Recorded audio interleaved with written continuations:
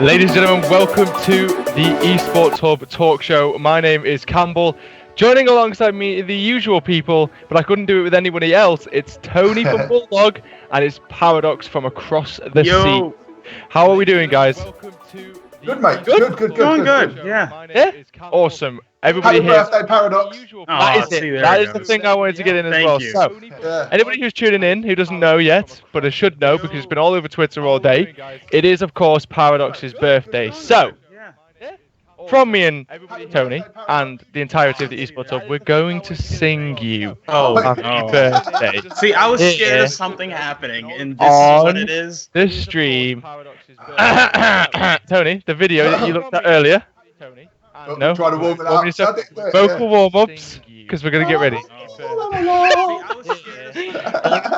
People in the chat as well, I know you can't kind of follow along with us, but try to type it in and follow along with us, but I know there's delays and stuff. But you ready for this, Tony? I'm going to kick us off, right? Ready? Happy birthday to you. Happy birthday to you. Happy birthday. Huh? Your mic was cutting out. In my headset. I don't know if it's for anyone else. Happy birthday to Paradox. Happy birthday to you. Hip hip. In my headset. I don't know if it's for anyone else. How old are you? More importantly. 22. 22. 22 years old. Getting there, Paradox? I'm joking. You're not getting there at all. You're still young. So, For now. what is it we're talking about today? Guys, it's Call of Duty, and I bet you didn't guess that. We're talking about Call of Duty today, some more Call of Duty. May I just also say thank you very much to our production and editing team, because look at our little background. Woo! Call of Duty World War II finesse all on the background there. I think it looks amazing. It looks like the back of a soldier's head at the minute, but it's just us providing you with more. You guys didn't know, that is also the front one. But, right, what is it we're talking about today then? What are we going to be discussing? So I want to kick it off with talking about the Global Pro League. Now, we're going to be talking about two different groups. We're also going to start off with recapping the previous group, which we've just seen, which was Group Yellow. So that was the group with E United, Luminosity, Millennium, and also Epsilon. Now, a few conspiracy theories, maybe we'll get into that. We'll have a conversation about it. We'll have your guys' involvement as well. Then once we round up the Group Yellow, we're going to take a look at Group Green. Quite ironically, it's Group Green because it should be Group Green because Optic Gaming are in that. Red Reserve, Enigma 6, and Elevate, so two European teams joining two American teams in that one. Then we're going to be talking about the Infinite Warfare Game Battles integration. That's something that's kind of been tweeted out, kind of been exposed, kind of been talking about that. What do we think about Game Battles partnering up with Call of Duty to kind of have that easy way in?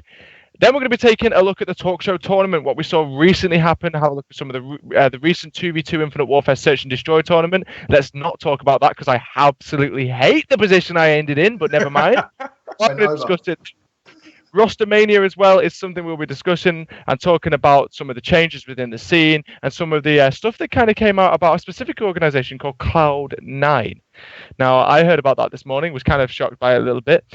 Also, we'll be taking a look at Denial, their roster change, and also the fact that they've been welcomed back into Call of Duty. So it's been a long time since we've seen Denial. And then we'll be finishing it off here at the end of the show talking about the Call of Duty World League Sydney Open 2 and seeing if Tainted Minds can bounce their way back into the brackets. Right then, guys, now they know the schedule, let's start at number one. Seems like the right place to start. Let's start where it all began a week back now. So it was the CWL Sydney group, CWL GPL Sydney. Oh my! You're already trying to jump across the world, like. He's useless, isn't he? He can't. He's never going to be able to get names like that. Yeah, I had such a good intro as well, and that all ended up happening. Right. More importantly, have you seen the happy birthday thing on his the screen? I noticed that. Thanks, Bindle. Oh, that is amazing. Yeah. That's beautiful. Look at that. Wow, I think we should keep that there forever. I mean, not that it's covering your name or anything, Paradox, but you know. I'm kind of jealous. Yeah. I kind of hope we all get the same treatment, Tony. I was going to say. I have a feeling that when it's my birthday, they're going to turn my camera off or something. I'll put a black screen there. I'll put a nonce hat on me or something. A nonce hat or a dunce hat? That sounds better, though. The second one sounds better. Or just like maybe Benny Are you trying to tell us something? Maybe just Benny G might come in. He's giving us ideas already. Yeah, Dob- put a nonce hat on me. Hat on me. But anyway, yeah, so there you go. There's the happy birthday for you, Paradox. Hopefully everybody in the chat can wish you happy birthday as well. But let's start talking. The show has begun. Global Pro League Group Yellow. Now I can't wait to speak to Tony about his kind of opinions he thinks about what happened. But let's just start at the first base and talk about who finished in first place. Well, it was none other than E United, and kind of something we kind of predicted when we spoke about, E United up there as that top 3 team in the entire world. One of the teams as well that went all the way with Optic Gaming and ended up beating them previously. E United, just this top dog roster, kind of a roster that at the very start of Infinite Warfare came out of nowhere. It was Silly, a player that's been experienced obviously throughout the scene, but then he ended up picking up 3 players that nobody really knew of, nobody really heard of, but now they are the names on everybody's tongues in the Call of Duty scene. For you guys, was it a surprise seeing United take this in first place? Are they the type of team? I know we spoke about it the week before when we looked at predictions, and everyone kind of agreed United would top this. I mean, no surprises standing out for you guys really throughout the Global Pro League that week? Nah, United, I felt like hands down they were your poised team to take number 1 in this group. They're the second best team in the world, arguably. You can argue that first spot, right? Because they've been able to battle back and forth with Optic. The only thing that really shocked me this week, well, 2 things. One, and I know we're going to get to this, Millennium's performance over the weekend, but Luminosity really stepped up. They're showing some improvement in their search and destroy. We're coming into the weekend. It was like, all right, Luminosity have to win some search and destroy. They're taking some baby steps, right? They're starting to win some more of those search and destroys. So now I feel like you get them. They can go toe-to-toe with Splice. They can go toe-to-toe maybe with the United as we saw over the weekend. And then I do want to see them go against Optic Gaming sometime later on, too. And that's an interesting topic of conversation. Luminosity only ended up doing it by beating the team that finished first place without dropping a series the entire weekend. Luminosity come through big, and Epsilon don't get the spot. Now, Tony, you're shaking your head, and I cannot wait. I've been sat here in anticipation for the past 45 minutes to find out the absolute dog's opinion on this one. So, Tony, Epsilon don't make it. Luminosity do by beating the number 1 team.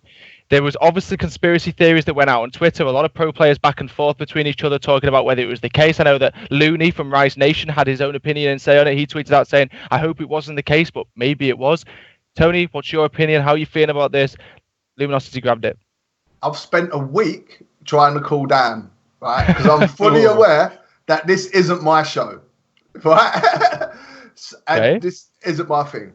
I just think, right, United shouldn't have dropped the map all weekend. I think if there's a meta for a reason, isn't it? Everyone always has the same sort of specialists and anything like that. Unless you make a mistake, and there's a reason for that. You don't start picking crap specialists that no one ever uses all of a sudden in a game that's important, unless you're not trying your hardest. Like, you just wouldn't do it, you know what I mean? If that was against Optic, there's absolutely no way that would have happened, right? And there was times when it's arguable they could. I mean, I can't tell them how to play. They live in big houses and they got big money because they're good at it. You know what I mean? But there was times when a lot of people thought maybe they could have gone and got points and stuff like that, or maybe they was playing a little bit more passively than they would have played normally. You know what I mean? It's one of those things you can't prove it, and I hope for the integrity of the sport it didn't happen. Well, it's crazy to think, isn't it, Tony, that we're getting to a point now in Call of Duty where it's so big and there's so much money in the line that the talks of match fixing is actually a thing. Now, we've seen it in major sports like boxing. So why can't it happen in this? Yeah, it's very true. Yeah, we've seen it in boxing, people being knocked out in the first round for people's greater success in the betting side of things. And it's crazy that Call of Duty is, and it wouldn't just happen in COD. I've seen it happen in StarCraft. I mean, imagine do you remember the StarCraft thing? I don't know if you guys know about it or not, but people went to prison. People went to prison for match fixing in StarCraft. Like, you still so got people bad. in CSGO with lifetime bans and stuff. Yeah. There's so many things that have happened This is the before. thing that happens, right? And if you've got other, right, so it isn't like an EU American thing. If you've got other American pros saying, you know what, these are like proper good friends, I hope it didn't, but I wouldn't be surprised if it did. I don't understand, like, when that whole thing was going out, my whole thing was, okay, even if it was a thing, like, United don't get help from that. Like, arguably, you could say that Epsilon is not any disrespect to Epsilon. They're a fantastic team, but you could say they're on the tier below LG. And would you rather have Epsilon make it to the playoffs? See, that's not what it's about, though. It's about the case of, see, if me and you were out, right? There's me, you, and some geezer we don't know. Me, you, and Jack, for example, right? And the geezer you don't know, okay. Yeah, right? He's the geezer we don't know, right? And I'll pull a stunner, and she's got a mate with her, right? And then only one of you can get it, right? If I take, it's who am I going to get? I'm going to help my mate out, aren't I? Regardless of what else happens afterwards, you're going to help your mates out. And that's what it's more like, look, we'll help you out, get there. And that's how I think. I don't think E United are too good to have to worry about either of those teams. Right? And they know it. I'd say they would have to worry about LG. 500K on the line. I want the easier team in playoffs. That is the way I've been looking at it, because I tried to look at both situations, and I did try to look at it in the terms of, okay, how much of a bite on the arse will it be if United end up getting knocked out by Luminosity, if this is the case? I don't think that they would. I mean, and then for me as well, it will make me look at it in a different way when if United do match up against Luminosity and United absolutely thrash them, well, then you'll start to think to yourself, well, how come that didn't happen at the Global Pro? They beat them in the other 3 maps, innit? Yeah. That's what I mean, like. And it was a case of, right, we're going to go at 50%, 50%, let's put our foot down. And that's the thing. There's a reason why they're the only team that can trouble Optic. And in my head as well, because they are that good. Yeah, and in my head as well, I also look at it on the side of things where if you're United and you're in a position where you can flawless the group, I mean, do it. Like, make a statement. Yeah. Like, come on. Yeah, you should do. So what? So I should leave you starving just so I can have a bigger burger? No, but it's not.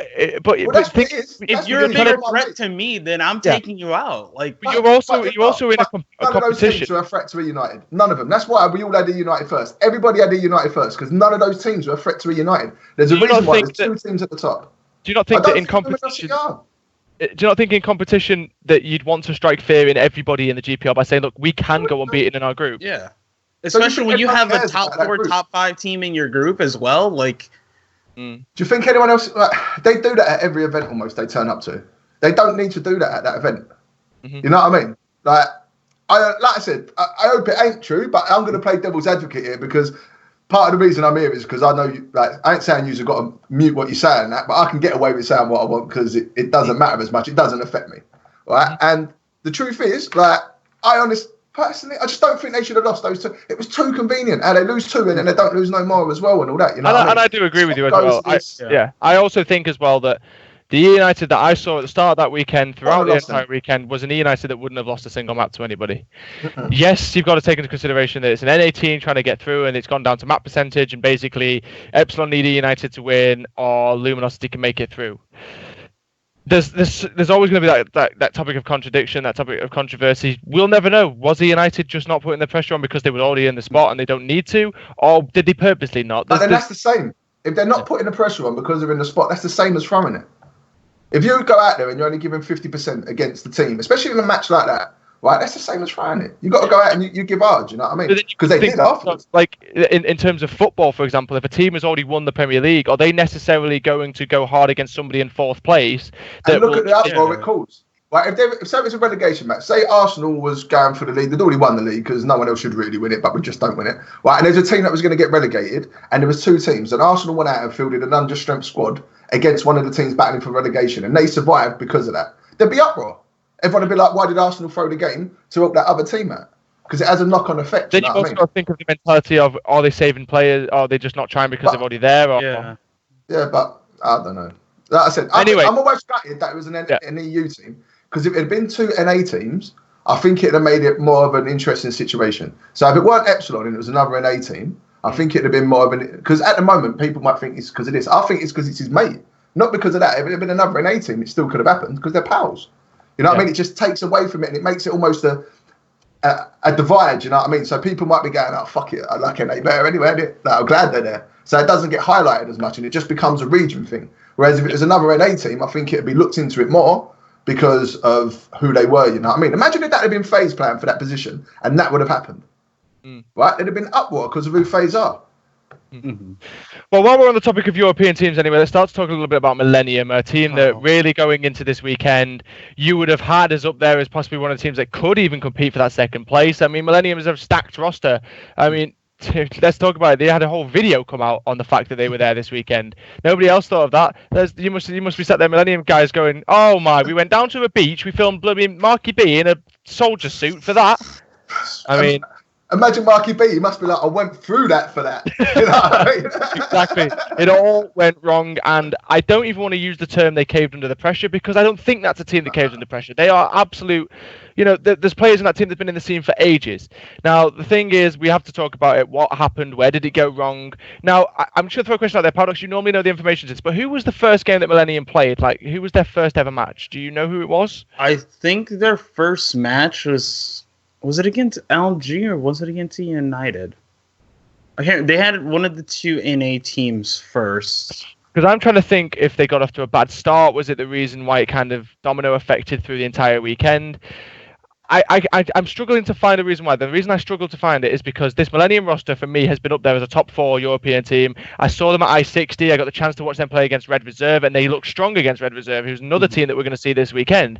They don't look like the type of team that struggles with NA teams, and we've seen that. They were obviously, these were the previous Infused, and they've been like I keep talking about it all the time. They were the top place in European team at previous 2 American events under Infused, and then they come into this one, they're under Millennium. It doesn't matter about what org they're under, they're still the same 4 players, and they just bottle it.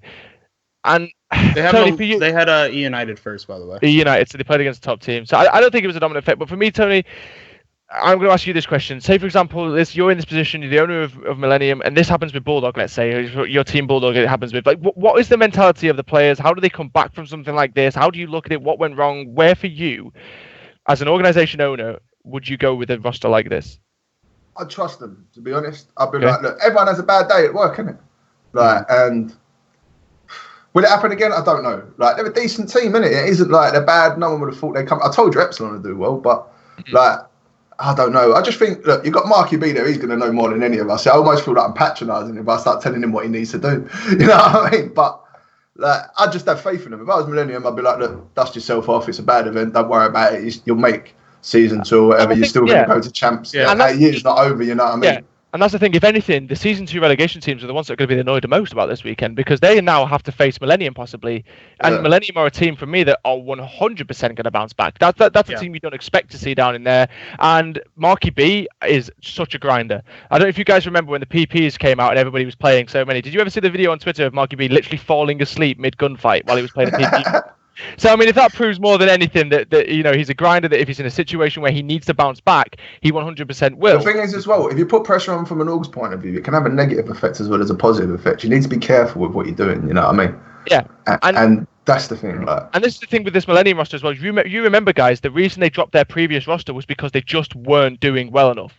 Yeah. And so Millennium have already proven that they will just drop people if they are not up to the standards that Millennium. These are better than those French kids. They are better. Yeah. But they're also night and day. There's no comparison. Yeah, they are 100% better. Don't get me wrong about that. But I'm just saying that this Millennium roster is definitely proven in the past that it's in a position where it will just drop teams if they're not up to the standards. So what I'm saying, and why I'm saying this, Tony, is because do you think at all the players under Millennium will be worried about losing the organization? Will be worried that if they don't fulfill the needs of a massive organization like Millennium, who has such high standards, that they could be august by the end of the season?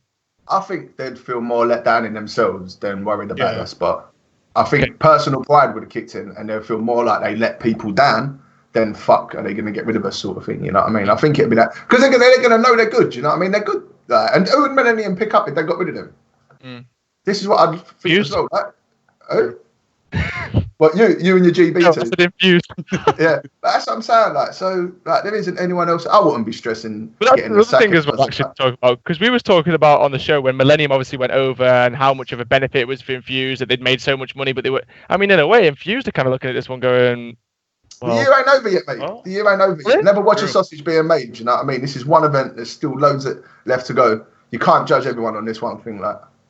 That's very, very true. Well, I expect to see the lads on Millennium bounce back. I mean, if anything, like I said, the only people who are going to be worrying the most is those Season 2 relegation teams, because they have to now play against Millennium, a roster that's been around for a very, very long time as a team as well. And we always talk about it, Tony, and you mention it all the time, that when you're together as a team, chemistry wins you matches, it wins you tournaments. And I feel like this team is one of those top teams when you talk about chemistry within a roster.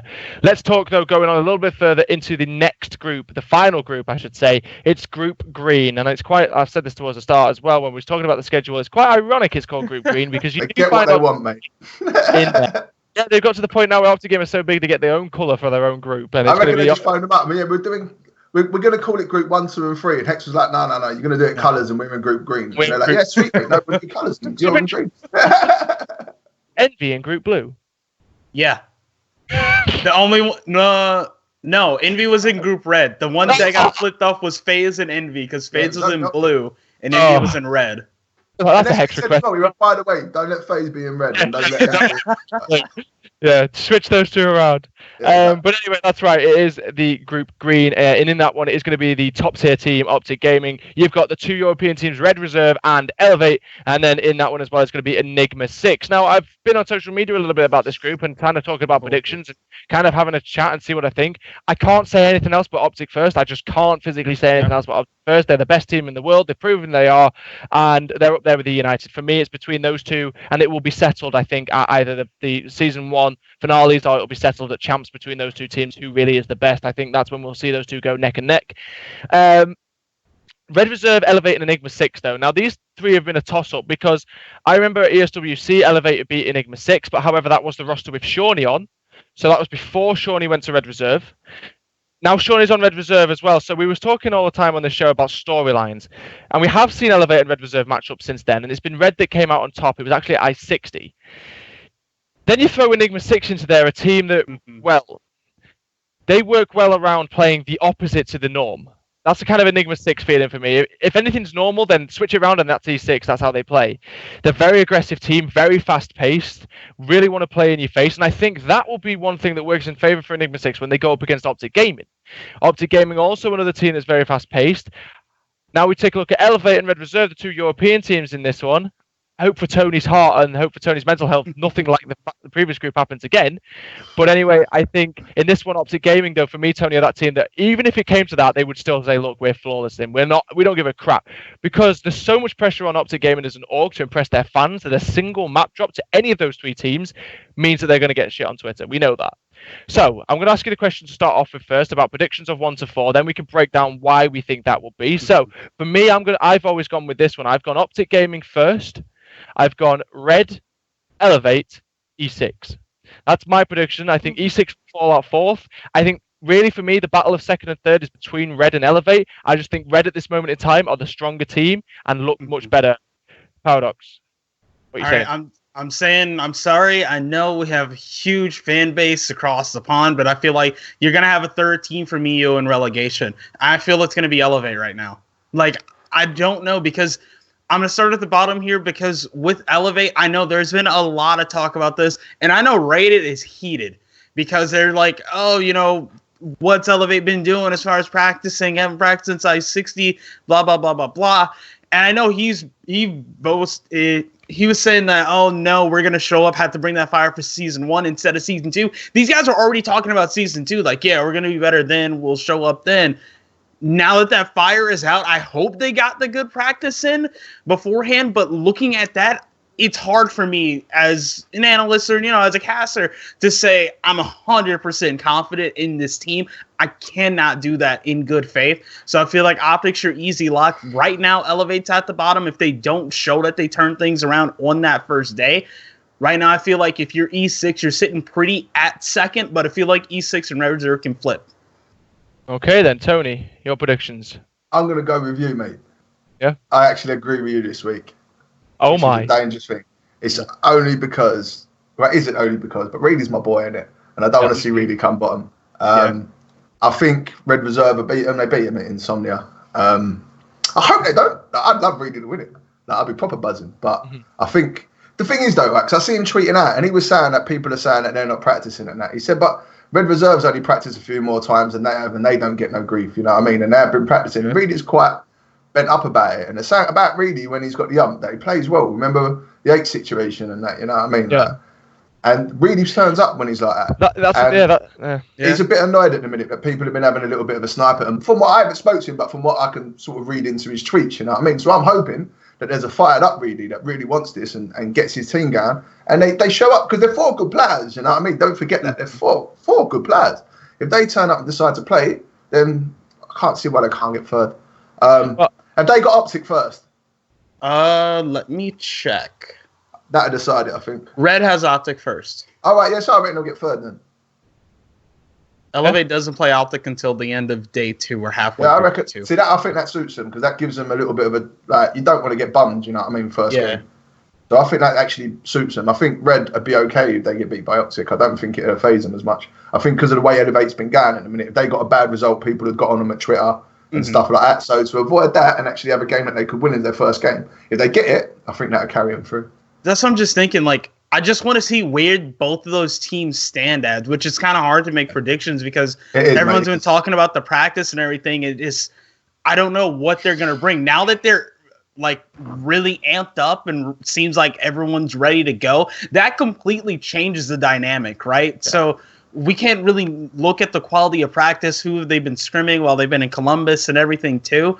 So it's just factors like that. Like, I'm willing to change my prediction if I see good things in Red and Elevate for sure, though. Yeah, just a little quick correction as well, and I hope Campbell Cockup doesn't become a weekly thing here on the show. But I feel like it should be. # Campbell Cockup. I have got it wrong. Elevate did actually beat Red at I-60, so it wasn't Red Reserve who beat Elevate. It was Elevate who beat Red. I remember it actually being the case now because we actually thought it would be Red that came out on top, but it ended up being Elevate. It kind of threw a spanner in the works. Sitting outside. I know. # Campbell Cockup. That's terrible.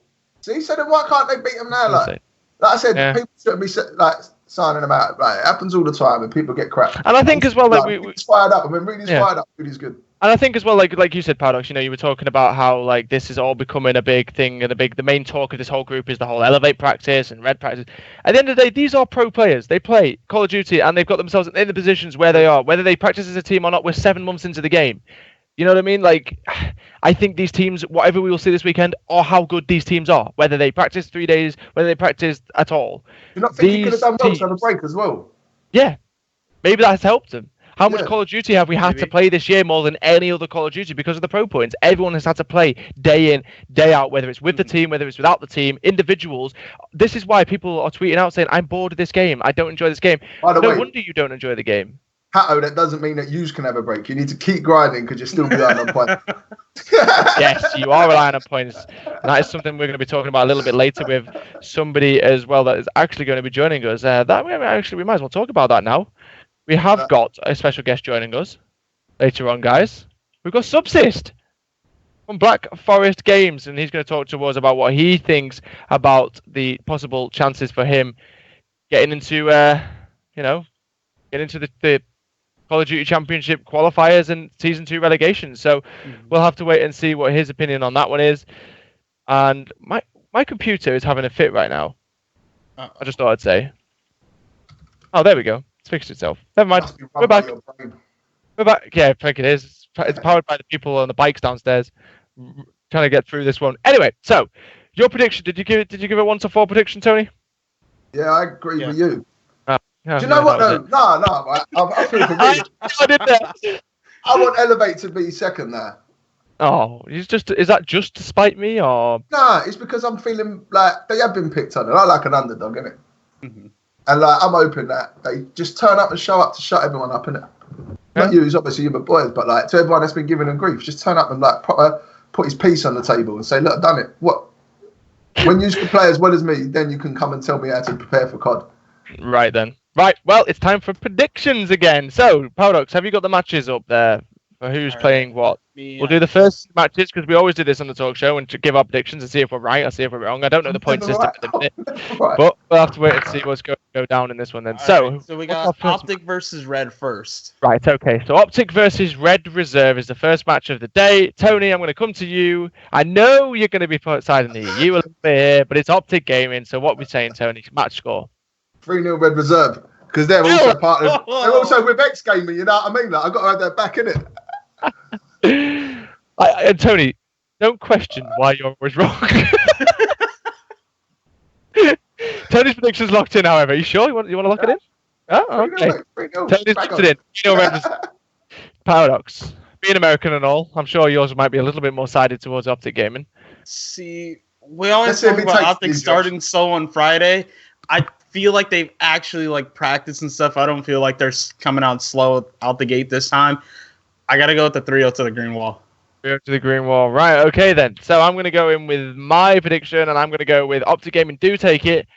But with it being the first game of the day, I'm going to say 3-2 to to Optic Gaming. I feel like Optic Gaming, when it's their first game of the day, sometimes can be a little bit weaker, and I feel like a team like Red Reserve could possibly take. You think I'm weak? That's fair. I'm going to be going to the gym with Tony. Back on the show looking buff. That's probably never. Anyway, have you got game 2 for us there, Paradox? Elevate E6. Elevate E6. Right. Elevate BE6 at ESWC. Does that make your decision change at all? 3-0 Elevate. Not a surprise. Paradox. Your prediction? I'm going to say 3-1 E6. Okay, and I'm going to go 3-1 Elevate. I reckon peer pressure's got to him. No, I'm just going to side completely. Right, let's go on a little bit really quick and talk about Infinite Warfare Game Battles integration. But before we actually do that, I want to actually see and have a conversation with somebody who actually will be using this, and his name is Subsys. So, guys, we're going to be going on a quick break, but when we do return, we're going to have Subsys in here to talk about everything to do with the integration in the CWL, and also some more Rostermania changes and stuff. See what his opinion on the whole thing is.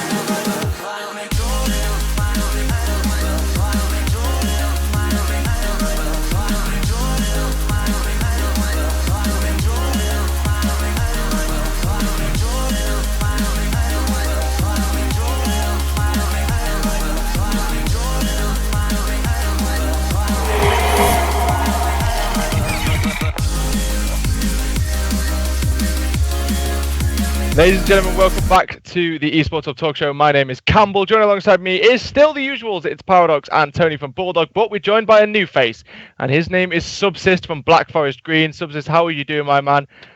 I'm all right. How's it going? Yeah, we're all doing great over here. It's great to be joined by you as well. We've got a player from the amateur scene who is trying to make his way into either Season 2 relegations or Call of Duty Championship qualifiers. So that's something we're definitely going to be talking to him about. But before we get into that, I just want to ask you the question, Subsist, because we've had pro players on it before. And we've asked them about it, but I want to see what your opinion of it is. The whole pro point system. The whole pro point grind. I mean, for you, do you find yourself, are you currently one of those players at the minute getting 8 a day? No, not anymore. I was when it was like a big thing at the start, but right. Okay. Really. Is it because your team's in a position with enough points now that you don't have to, or? We have a good lead on the team that's currently 13th, so we should be top 12 for EGL. That's 100% the case. But still, like some of my teammates, like Dero, still playing like 8 a day. Like I'll still play a few a day, but it's not that big of a deal anymore. So has it got to the point now for you as a team where you're not necessarily playing PPs, but you're kind of scrimming? Have you been scrimming a lot recently? No, not at all. We haven't played since I-60 at all. Like, right. So it's looking for EGL then, yeah. Yeah, I mean we're gonna be playing since next week. We're gonna start again, so it's not gonna be a big problem. But like ever since I-60, it's like there wasn't really anything coming up that was really big. So we just came on for the 2K. Really, that was the week after. Then we won that, didn't play for another 2 weeks. Then this last 2K didn't go too well, but it's whatever. We're going to start again soon. So would you say you guys are in a position where you're kind of banking on the place in the EGL to kind of solidify those final points to push you forward for the Champs qualifiers?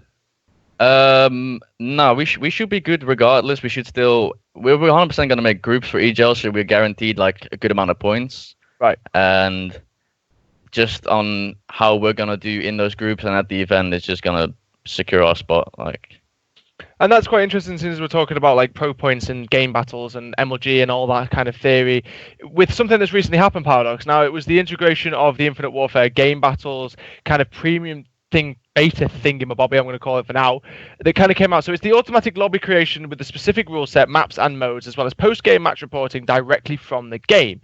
Now this kind of reminds me of something that's kind of happening on CS at the minute, Paradox, where you can basically, it's a little bit easier on a PC, but you kind of accept a link and it kind of throws you into the lobby. I mean, you know, Subsist, I know you play a bit of CS sometimes, but that kind of throws you into the lobby automatically. So it kind of feels like we're kind of going down that path a little bit to make it a little bit easier. Now, I want to go to you, Paradox, at first before I go to Subsist and see what his opinion on it is, and kind of you as well, Tony. What do you think about the integration of kind of putting game battles into the game? Those two kind of solidifying the partnership between them. I think it kind of makes sense with how much Call of Duty basically has become game battles this year with the PPs.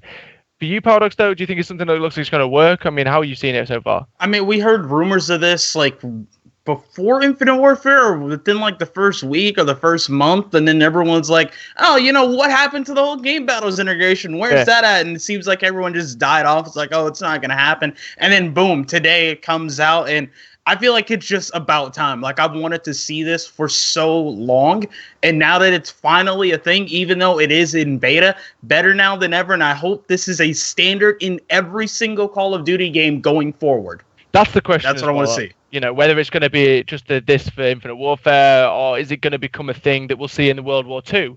I would expect if it goes successful that we should see it throughout the entire Call of Duty. But for you, though, Subsist, I'll ask you really quickly. You're the one that uses game battles, I think, more than anybody else here. Yeah. For you, is it something that makes your life easier, or is it something as a player you just don't really care about? I don't know if it makes the fact that it's in the game easier for us, because even using the website is still okay for us. But I think, like, especially the dedicated service part is really gonna help like players if it's gonna get, like, it's in a beta version now, so it's obviously like small and like 1 GB ladder. But if it's gonna get implemented in the 2Ks and every tourney and the pro points, I think it's going to help, especially if it's going to be from the start from the next game. I think it's going to be a big deal, yeah. And Tony, I don't know why I'm coming to you specifically for this one, but I am going to anyway. But talking about dedicated servers. Talking about dedicated servers, the likes of those teams. Now, we've had conversations on here where we spoke about the likes of Supremacy and are they an online team? Will they show up at LAN? Blah, blah, blah. For you, Tony, on those terms and those conditions, do you feel like the dedicated service thing will make this more of a competitive thing, or? I think you're only going to have UK players now, like, because they're better anyway, isn't it? So if we make this a level playing field, you're going to have about 3 players from the EU, and the rest are just going to be UK. And is Subsist one of those players? Of course he is. Of course, because he's here. Now he's been on the esports hub. That guy, Yeah, now he's been on the esports hub. We'll all make sure that Subsist will be one of those 3 European players that makes it through. That's it. When people come on, they become favourites.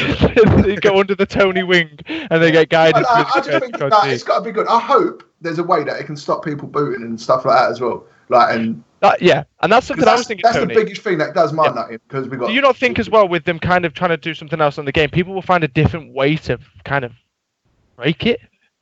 They're always going to find a way, and I just hope this is my biggest thing. Like, rather than the connection thing, though, it's just so much. There's certain people you play, and you always come against issues if you start doing well, or it gets bad. And that's even now, and I don't know, it just takes away from it. But it is what it is, you know what I mean? It's been happening before. I was around to complain about it, and it'll probably be happening after I've gone and people are still doing it, you know what I mean? But I mean, it's a good thing. It's a good thing. Dedicated service has got to be a good thing. It can't not be a good thing, you know what I mean? And I mean, we talked about PPs and stuff, but it's not just PPs, it's standard ladder matches, tournaments, the MLG run as well. All things on the Game Battle site will be integrated through this beta that's going on. And hopefully it's a successful thing, and maybe we'll see a change in the Call of Duty competitive scene going on in the foreseeable future. But talking of foreseeable future, Cloud9, a roster that's kind of been left in a sticky situation after their performance in the Global Pro League, and now they're talking roster changes. And Paradox, they're talking roster changes to a point with something that you're going to be very excited about, because we've spoken about it on here. We've been talking about how will we ever see players from Australia or from the rest of Europe kind of integrate over to American teams and kind of have them playing with each other. Now, it's been reported. Now, this is only a rumor, and I know I've said stuff on here before and been killed. I have said stuff on here and been killed on Twitter. Now, he has to make it clear now. I say rumor that this is happening. So Ricky is apparently going to be dropped in replace of Dens, not Movie Star Riders, not him. Dens from Australia. Now, guys, Dens from Australia is a fantastic player. He plays on Tainted Minds currently. I was talking to somebody about this before, and I said, well, you've got to look at it in 2 ways. If he feels that Tainted Minds have the better chance of breaking through into the into Champs qualifiers, then obviously stay with them. But with how Mindfreak are playing, I'm pretty sure there's 1 spot available, Paradox, still for Champs. Because I know it was 1 spot in the Global Pro League. For the APAC region, you mean? Yeah, I know. Yeah, there is. Is it 1 spot for Champs as well? For Champs, I'm not sure. It might be 2. It might be 2. I'm going to give you check on that right now. So we know anyway between us 3 here while Paradox is checking that. We know that in the APAC region, really it's nothing but Mindfreak that are going to be making sure that they get the Season 2 spot. They're the best team going. And we've got CWL Sydney this weekend as well. They'll probably end up winning that. However, though, for you, Tony, I want to go to you while we're finding out about that. For integration, though, Ricky, 2 more is he the player? 2 more teams, okay. So, Ricky, for you, is he the weak spot on this Cloud9 roster? And if he is Dens the replacement? They need to do something. Okay. Sometimes, I mean, they're going to know the best in it. It'd be silly me sitting there saying so-and-so is the worst because of however it looks. In a team, you should know who the weak link is, or the person that just isn't fitting in, you know what I mean? So we actually, was it the last thing when we spoke about this last, didn't it? And I said that I could see this happening, a person coming across. You said actually specifically as well, an Australian player. I know, mate. They must have been watching, and you know what I mean? Big Daddy Newt strikes again. But so yeah, you already know. Like I said, I went on a little rant about how this is possible and why this would make sense. Literally a week or 2 weeks ago. So I'm all for this, and I think it makes sense. You know what I mean? And he could make a big change. And like I said, merchandise-wise, he's a big player over in Australia and all that. You know what I mean? So you're going to take over one of their David Beckhams. You know what I mean? Put it into your thing. It's going to raise your publicity in a whole nother continent. We're not talking another country. We're talking another continent. You know what I mean? That all of a sudden they're big thing in. So even if you don't make Champs, maybe there's still a little bit of money coming in from elsewhere to sort of soften the deal, isn't it? For you then, Subsist, and talking about roster changes kind of internationally, is this something that you would end up doing if you ever had the chance maybe to go over to America or to Australia? Do you feel that having these players internationally in a team, it doesn't matter where you're from, it's all about your skill? Yeah, it doesn't really matter where you're from. Obviously, it depends on the team who you're joining, because if it's a lower team, no matter if it's in America, just because American teams are overall maybe have been better the last years, I wouldn't just join that team just because they're American. But if a really good American team would offer me when I'm in a position where I am not in a team and they're good, I would. Yeah, I would do it if you was in a team. Come on, let's face it, mate. That's like I said. It depends on the team. I'm not going to just join a team that's lower than my team. That's the thing as well. This is where he has to think now. Do Tainted Minds physically have the possibility to be a team that could get Call of Duty Champs qualifiers? Yes, they do. but then they don't get Season 2. This is the thing. So Cloud9 could get Season 2 if they win their losers. Obviously, they're in the losers now. They've got to go up against a Season 2 relegation team. If they win, they're back in. Yeah. The thing is, though, Tainted Minds, I don't think, personally, just because of how good Mindfreak is, I don't think Tainted Minds will ever see themselves in the Global Pro League this year. Because they can't.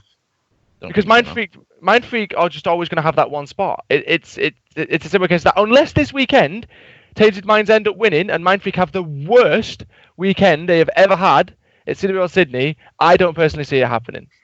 I definitely think if Dens would go to Cloud9, it'd be his best option to do. Yeah. Yeah. I think he can't guarantee on them just getting champs. I think if he goes with Cloud9, he has the chance of guaranteeing champs and Season 2 as well. And you have a higher ceiling with Cloud9, arguably. But you get Assault and Lacefield there, and you get the Tutelage and Wing of Aches. That's a really good think deal. As well, and this is something that Tony's touched upon as well, was about these players playing in America and how much experience they'll get. Just think of the sole experience Dens will get for playing with Aches.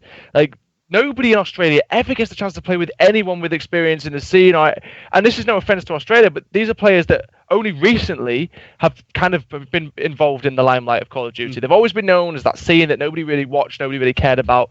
And it was only really after the Sydney Open 1 that people went, wow, these teams really do go hard for this. They want it more than anyone else.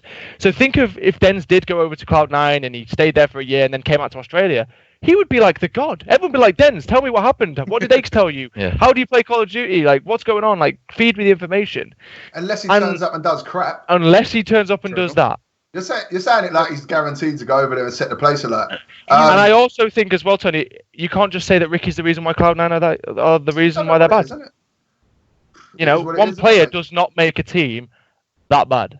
Unless you're Benny G, and then he makes a team that good. Benny G's making a good point, saying Benny G carries his team. APAC teams have been showing up since Ghosts and everything, but Dens has been a standout player in APAC the entire year. So even if he comes over to NA, I feel, of course, he's not going to skyrocket up the ranks, but he's going to be a good player. And it's not the first time we've seen Australian teams having an appearance and kind of a shock at champs, but this is the first time I think we'll actually pay attention to that shock at champs. I think these teams do have the capabilities of beating some top dog teams, or I would say some top dog amateur teams, and maybe in the open bracket making it further than we think. Do I think we'll see, apart from Mindfreak, any major teams in the group play from Australia?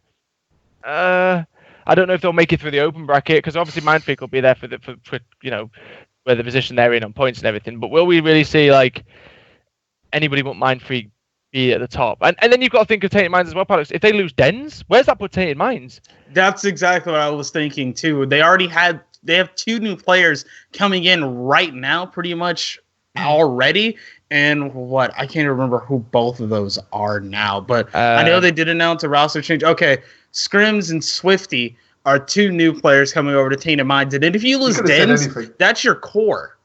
Right? That is who you're building your roster around. That's a huge blow to them. That's like E United losing Silly at the start of the year. When he had 3 new players. It was Silly, the kind of core, the guy that knows everything. That's like us losing our production team. Yes. Because everything falls apart. Man. And that's that's like Bulldog losing Pato. Is it? Yeah, well. Love you, maybe not. But that's the case. I think about Tainted Minds as well. They lose a big player if that player does go over. But it also leaves that spot on Tainted Minds for them to maybe go international. Maybe they try to pick up somebody. I don't think it would interest anybody really. I don't think Yeah, maybe Tony might be there 4th. We never know. I don't know about that, mate. Boots on the ground next year, Tony. Do we even know another Australian team? Who's the 3rd in the? You could argue Chiefs. Chiefs. We couldn't even name 8 Australian players unless we were looking at the internet. I definitely couldn't. I don't barely even know who's in Tainted Minds. Yeah. So. Yeah. But that's the conversation, isn't it? How much are they making an appearance? How much will they have an impact? But anyway, guys, we're talking about Rostermania changes, and I want to have a little conversation with you about Denial's return to Call of Duty. Denial, they're an organization that had so much success when the Clayster and Replays, Attach, and give me the 4th player, Paradox. Who played for them? Wait, Clayster, Replays, Attach, and JCap? What are you talking about? Denial 2015 champs? Yeah, it was JCap. Yes, get in. I knew it. I was testing him. Shut up. And also, not Chiefs Validate would be the guys from Chiefs went over to validate. Let me try and change the subject, Tony. Let me try and change the subject. Anyway, yeah, Denial's roster is made a return to Call of Duty. This time they've picked up, we were talking about experience earlier, but now we're talking about experience once again. A previous Call of Duty Championship player in Miracles. Now, we've seen him teaming with Parasite and the likes of Ricky before, and really, he kind of had a lot of friendship circles. It felt like Miracles wouldn't go anywhere else unless he was with those players. He's finally made the move, and we were talking earlier, Paradox, about United in the core. Well, Miracles is kind of the core for this one. Will they do what United did, though, with these three players that have picked up? It's Prophet, Twiz, and Blindfire. Now, we've heard these names throughout Call of Duty for a while, kind of never really been the upper echelon of Call of Duty competitive, but they've been getting there. They've been in touching distance. Prophet obviously played for Panda Gaming when Panda had their amazing run. Panda. Every single time I say Panda on this talk show, Tony comes in with that. But for you then, Paradox, and we'll talk about this roster a little bit, is this a roster that's going to make drastic changes in the competitive scene? See, that I don't know. It really depends on how these guys gel together and how they start playing. I watched them scrim for a couple hours last night, and they seemed all right. Just getting off to a good start. Didn't seem terrible or anything. Other than that, I don't know. I feel like Mir probably, since I'm an advocate for Miracles, right? 100%. Everyone knows I want him to do well. Right. Okay. So if this is the first step, or if this is going to be the roster that really helps them, and if they make champs and show up, great. 100% happy for the guy. He did well last year with Millennium after they had to go pick him up. Of course, Swanee didn't make it, that whole story. But I feel like it's really going to come down to chemistry. The two sort of question marks I have on this roster: how is Twiz going to perform? How's Blindfire going to perform? And looking at last night, they seemed all right. Well, that Denial roster I thought would never return unless Hugh was on that roster, but he's been doing so well over in Halo, I would never think that he'd come back to Call of Duty, not anytime soon anyway. And now we're going on to Boots in the Ground, and that's not something Hugh's used to, but I want to have the conversation with Subsist. Now, Subsist, the real question is, are you a jetpacker or are you Boots in the Ground player? Now, what are your thoughts going into the next Call of Duty? Are you looking forward to Boots in the Ground, or would you rather stay up in the sky? No, I definitely look forward to it. I'm not gonna say I'm not a jetpacker, or if I am a jetpack, I'm not gonna say anything like that. You'll see, everyone's gonna play their game next year, even if they weren't in the past years. It doesn't matter. Next year is a new year, new game. That doesn't matter. But I definitely look forward to it. Yeah. Well, one question I want to ask you, and I always love having a bit of fun with our guests. Paradox and Tony will back me up with that one, and we did with Benny G last time. So, Subsist, taking a look at your roster, tell me the one player who is the most jetpacker player in that team and will suck ass next year. He's probably going to beat my ass, but I'm going to say Revolt. Revolt! Oh, okay then. So there you go. It's confirmed. Subsist has confirmed Revolt is just nothing but a jetpacker. And maybe will he make it through? He's been grasping for years, Tony, trying to get there. But now Subsist is saying, look, come Boots on the Ground. You're still going to be grasping because you're a little jetpacker now. But anyway, that is the fun that we like to have with these. But guys, I kind of want to ask you the question: do you reckon the PP system will change now? Going into Boots on the Ground, are we going to have what we had again this year, or hopefully? I don't mind the points in tournaments. Online tournaments are always going to be there, right? But that's not the problem. The GBs 50 GBs a day, 40 GBs a day. That's stupid. You're not playing good teams at all. You're getting your points by playing bad teams. It's counterintuitive as well, because you can't practice. You've got to play them. So teams ain't doing as well. And then I think they've done it to try to make a smaller gap, but it creates a bigger gap because the teams that have got the points don't have to play PP, so they scrim. All the teams trying to catch them up, this is meant to help, can't scrim because they're playing PPs all the time, and it makes even more of a divide, in my opinion. Especially teams that can then go and do events in America as well. So I think they should almost region lock it. So EU events should be EU teams only. American events should be American teams only. Because then it's fair on the other teams that can't afford to travel in that. Because it shouldn't be down to if you've got the money. This is an interesting question for everybody that's here then. Somebody was having a conversation on Twitter and I was watching them go back and forth with somebody, and it was saying, I actually like the PP system because it's been giving me the chance and my team the chance to play against pro players. So what do you think about mute them? So this year, so a few years ago, pro players would never have scrimmed anyone but pro teams. Because they want to play the pros, they want to play the best, they want the best practice. However, this year, the PP system has allowed teams to play against pro players and know what it's like to be the best. I call bullshit, right? You can't strengthen the weak by weakening the strong. So you're allowing the rubbish players to play the pros when the pros should be practicing against pros. There's a reason they're pros. And so you're weakening the pros and helping some kid, no offense, sitting in his bedroom, that's never going to do anything. He's wasting an hour of the pros' time because they never join on time. They're always messing about doing something else, and then they just run around like lunatics, and the pros can't practice properly because they're destroying them.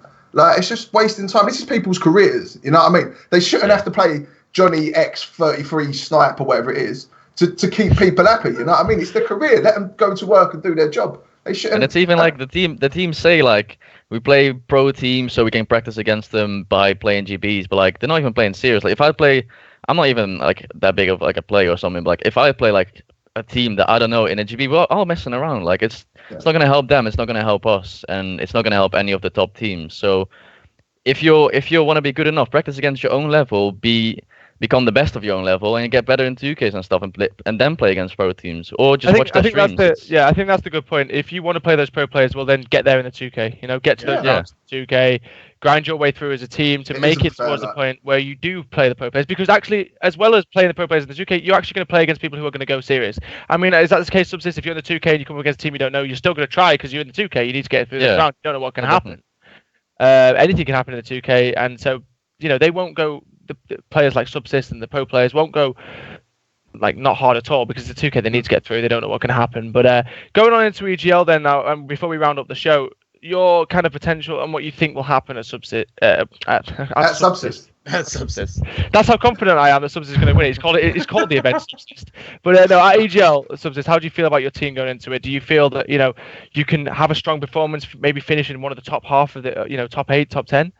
Yeah, definitely. Like I-60, we didn't have our placement wasn't the best, obviously, but like we were like placed top 16, but we didn't play bad either. Like we had a really good game. We should have. Well, I always say we should have, and like should have is never enough, but we should have 3-0'd iGame in our group. Simple as that. We threw that away. That's our fault. Also against Armor that we lost. We had a really sick player. We still lost 3-2. Nearly should have beat them 3-0. It just didn't happen. But I think if we practice from next week on to the event, I think we got a good chance. Yeah. Awesome. Well, I also want to ask you really quickly before we end it up, Subsist, about the next group we've got coming up, Optic Gaming's group. So it's got Optic Gaming, Red Reserve, Elevate, and E6. Come on. You are so Jack just bad. forgets all the time. We just talked about it. Like, can I just admit that I actually just did that just to wind Tony up? No, you didn't. They're up on my page. They're up on my page here, right here. They have the 4 teams. I promise you. And you but still anyway, forgot. No. those 4 teams. I really want it quickly from your Subsist. 1 to 4, first, second, third, and fourth. How's that group finishing for you? I think Optic should 100% place first. The thing is, E6 isn't that bad of a team. People underestimate them a lot. They aren't that bad of a team. But the other thing is, people underestimate Elevate because of their practice, but they're good. They're like, if Reedy plays well and Zed goes off, they're really good. Like it's hard to say, but I'd probably put Elevate on second still, Red Reserve on third, and E6 on fourth still. Right, well, there you go then. That's predictions from everybody here and the predictions from Subsist. And we can't thank you enough for joining us here, Subsist, and giving your opinion on what you think of everything that's going on in the competitive scene. And we wish you the best of luck going into EGL and obviously from then on, Season 2 relegations and Champs qualifiers. But guys, that's it for us here at the Esports Hub Talk Show. And it's been another great show, and we can't thank you guys enough for tuning in as well. So I'll do our usual goodbyes. Paradox, thank you very much for joining us once again. Of course, always a pleasure. I love being on the show. Like, it's always a lot of fun, especially when you forget names every week. When I forget names every week. And also, we'll say it one more time as well, Paradox. Happy birthday to you. Happy birthday to your face. Happy birthday, bro. Happy birthday. Tony, it's been great having you on as well, as usual. We love the contradiction, the controversy, the everything that you don't want to hear, but you hear it anyway. That's what Tony's here for on the show. I've said it already, Subsist. Thank you very much for having you on the show. It's been me, Campbell. Thank you very much for tuning in. Guys, we'll catch you next week. But before I go, what's the tournament we're doing on Tuesday? Or before Infinite Warfare? We'll catch you in a bit, guys. See you in a bit.